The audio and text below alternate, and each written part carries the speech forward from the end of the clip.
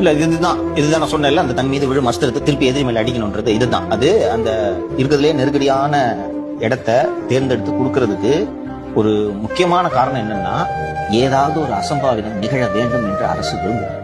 அது போல் ஏதாவது அசம்பாவிதம் நடக்க வேண்டும் என்று இவர்கள் விரும்புகிறார்கள்.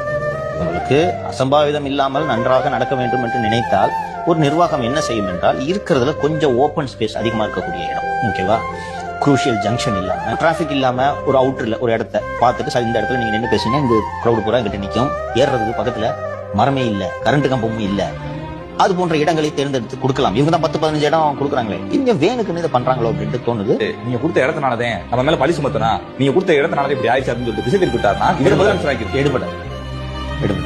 உனக்கு ஒரு வாதத்துக்கு சொல்றேன், ஏதோ நான் ஒரு பஞ்சத்துக்கு இருக்கேன், ஓகேவா, நம்மளோட சிம்பத்தி அந்த பையன் மேல போகுமா, வேணுக்குன்னு இவங்க அந்த நெருக்கடியான இடத்த கொடுத்து இப்படி பண்ணிட்டாங்கன்னு போகுமா? பயம். விஜய் மேல பாயிறது வாட்டமான ஒரு விஷயமா போயிடும், கொதறிடுவாங்க. இவங்க எல்லாம் சுத்தத்தை பத்தி பேசுறது இல்ல. நேற்று இந்த டிஎம்கே ஈகோ சிஸ்டம் பாத்தீங்கன்னா, விஜய் சென்ற பிறகு அங்க பாருங்கள் எவ்வளவு குப்பைகள் கிடக்கின்றன, இப்படி செய்கிறார்களே அப்படிலாம் பேசுறாங்க. அது மாதிரி ஒரு சான்ஸ் தான் வெயிட் பண்ணிட்டு இருக்காங்க.